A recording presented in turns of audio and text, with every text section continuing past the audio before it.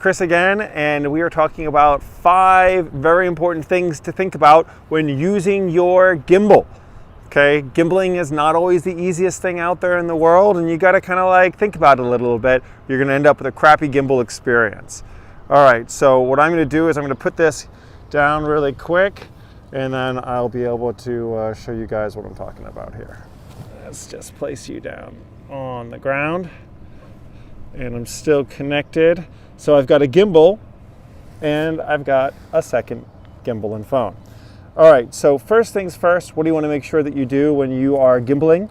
You want to make sure that your gimbal is completely charged up. You want to charge up your gimbal. And the way that you're going to do that is plug it in. So that is number 1 of 5 things that you want to do when you are about to use your gimbal, and think about that. All right, the second thing that you want to do, now that you've got your gimbal all charged up, is that you're going to balance your phone inside of your gimbal. Now, the way to do that is to make sure that the phone pointed the right direction by following any instructions that you might have on your gimbal. Some of them will like tell you which direction to make sure that you point the phone. You're going to want to place that inside the gimbal, and then you want to balance it. Okay, so right now you can see that it's kind of off center, and what happens? It spins out of control. So if I move it towards the center instead, so that it's balanced, now it doesn't spin anymore. That's key. All right, let's do the same thing on this direction. It's pretty good. I'm gonna put a little bit more this direction, because actually for a landscape live stream, you want it a little off center, so it does actually spin a little bit in the wrong direction.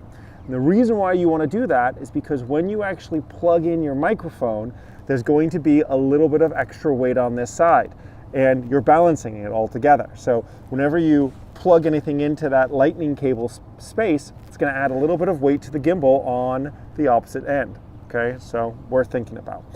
All right, third thing that you want to think about when you're using your gimbal is that when you do plug that device in, or whatever you have, like this wire right here, which is plugged into the gimbal and phone that I'm talking to you on, you got to be careful about tugging on it, because any little motion, any little extra pressure on the end of your gimbal, any cable or cord that tugs in this direction, your gimbal might think that you're trying to balance.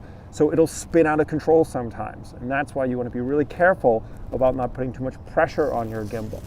The next thing, I'm just going to demonstrate by holding this gimbal, is it is better for you to move your hand and turn it by using your own hand motion than it is for you to use the robotic motion. This robotic motion, like this, it feels really disorienting if you're a viewer, okay? So instead, you just like kind of spin it like this. See how much easier and smoother that felt, right? Rather than, that's important. And the number 5 thing that you want to think about when using your gimbal is if something goes catastrophically wrong, like this, like all of a sudden it just spins out of control, right? And your gimbal's all over the place. Rather than trying to use your phone and walk around like this, bouncing, not so good. Instead, just turn your gimbal off, power down, no problem. People are going to wait for you on a live stream. Just let them know, guys, hey, we're having a little problem with the gimbal. We're fixing it right now. And then the gimbal is going to reset back into portrait mode for a second, usually, if you're using the DJI Osmo 3. And then you just have to double click to get it back in the right space. And now you've got a nice, happy gimbal again, okay? Always better just to fix it rather than put up with a wonky gimbal or not have a gimbal while you're trying to walk around, because people are never gonna like watching something where it's not nice and smooth. Always worth it. All right, those are the 5 things that you want to think about when using a gimbal. Thanks so much, guys. See you again here for another tutorial sometime soon. Bye.